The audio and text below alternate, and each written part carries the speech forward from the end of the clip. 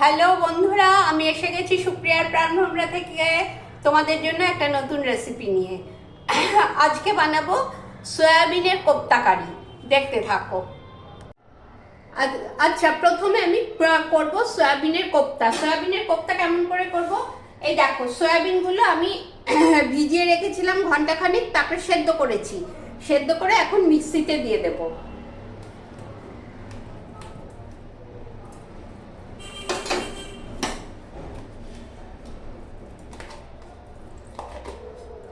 এই যে মিক্সিতে দিয়ে দিলাম। এর সাথে দেব খানিকটা আলু।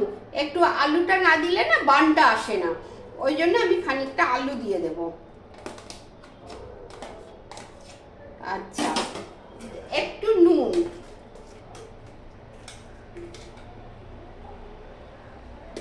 একটু নুন দিয়ে আর একটু মশলা, ভাজা মশলার গুঁড়ো দিয়ে দেব। এই যে একটু ভাজা মশলার গুঁড়ো দিয়ে দিলাম। এবার এটা গ্রাইন্ড করে নিয়ে আসি। এবার এটাকে গ্রাইন্ড করব। এই দেখো, গ্রাইন্ড করা হয়ে গেছে। এই যে আমি মিক্সিতে গ্রাইন্ড করে নিয়ে এসেছি। এবার এটা ঢেলে নিচ্ছি।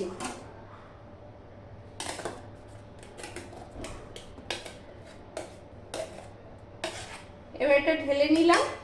এবার এটা মাখবো। আচ্ছা, আমি গ্যাস ধরিয়ে দিয়েছি এবং কড়াইতে তেল দিয়ে দিয়েছি। তেলটা গরম হয়ে গেছে। আমি এখন এই কোপ্তাগুলো ভাজবো। এই দেখো, এই পেস্ট করে নিয়েছি। এই পেস্টটা এখন বড়ার মতো ভাজবো। এই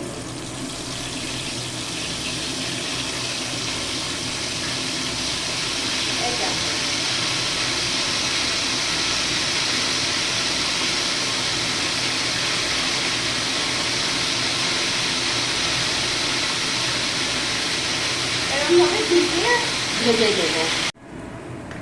ভাজা হয়ে এসছে, দেখো ব্রাউন হয়ে এসছে। যেগুলো ব্রাউন হয়ে গেছে সেগুলো ভাজা হয়ে গেছে। সেগুলো আমি ভাজাগুলো আমি তুলে নিচ্ছি। এই দেখো, তুলে তোমাদের দেখাচ্ছি কিরকম হলো কোপ্তা। এই দেখো,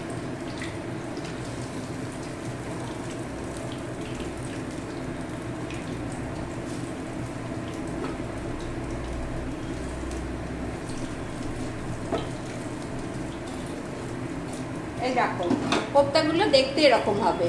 এবার পুরো কোপ্তাটা ভেজে নিয়ে তারপর গ্রেভিটা করে দেখাচ্ছি তোমাদের।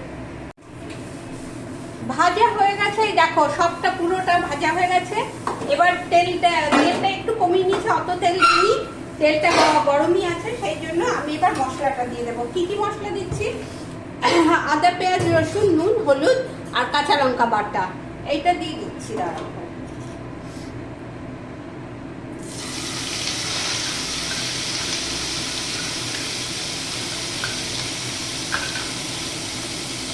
একটু জল দিয়ে দিচ্ছি।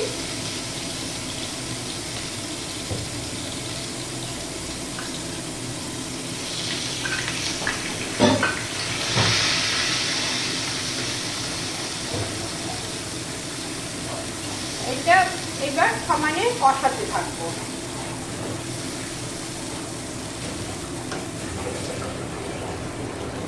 এটা কষাতে থাকবো। দেখো, আমি টমেটোর বদলে আমি একটু টমেটো সস দিচ্ছি। টমেটো সস দিলে একটু টেস্টটা বেশি হয় আমার মনে হয়, ওই জন্য আমি একটু টমেটো সস দিয়ে দিলাম।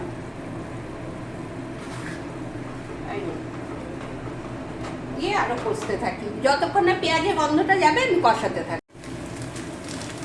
আমি গরম মশলার বদলে একটু কিচেন কিং মশলাটা দিয়ে দিচ্ছি। আমি এখন কিচেন কিংটা ইউজ করি, গরম মশলা একেবারে ইউজ করি না, এতে টেস্টটা অনেক বেশি হয়।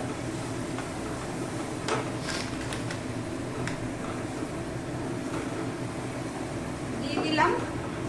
একটু মিষ্টি দেব, অল্প মিষ্টিটা দিই ব্যালেন্স করার জন্য।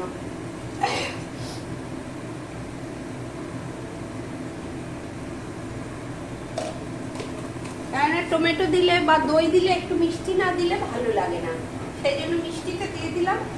এবার একটু কষানো হয়ে এসছে, এবার একটু দই দিয়ে দেবো।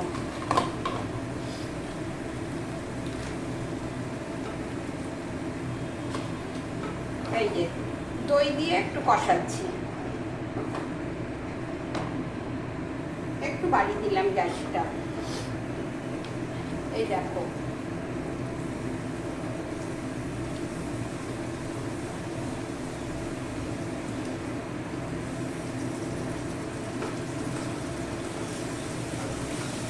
দই দিয়ে কষিয়ে এবার আমি কোপ্তাগুলো এই গ্রেভির মধ্যে, কষানোর মধ্যে দিয়ে নাড়তে থাকি।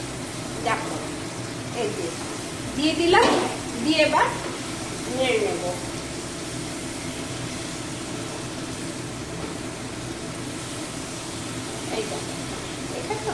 নেড়ে একটু সামান্য জল দিয়ে দিচ্ছি, জল দিয়ে একটু ফুটে উঠলেই বন্ধ করে দেব। একটু সামান্য জল দিলাম, এবার ফুটে উঠলে বন্ধ করে। দেখো আমার সয়াবিনের কোপ্তা কারি কমপ্লিট।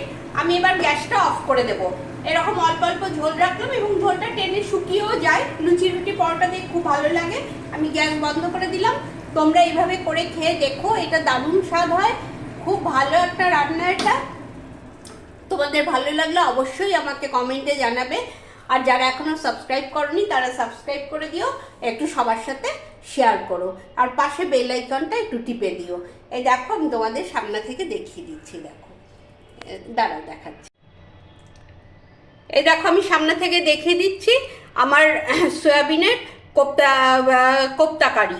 ঠিক আছে, তোমরা অবশ্যই করে খেও, করে আমাকে বলবে। আজ তবে এখানেই শেষ করছি। আসি, টাটা, সবাই ভালো থেকো।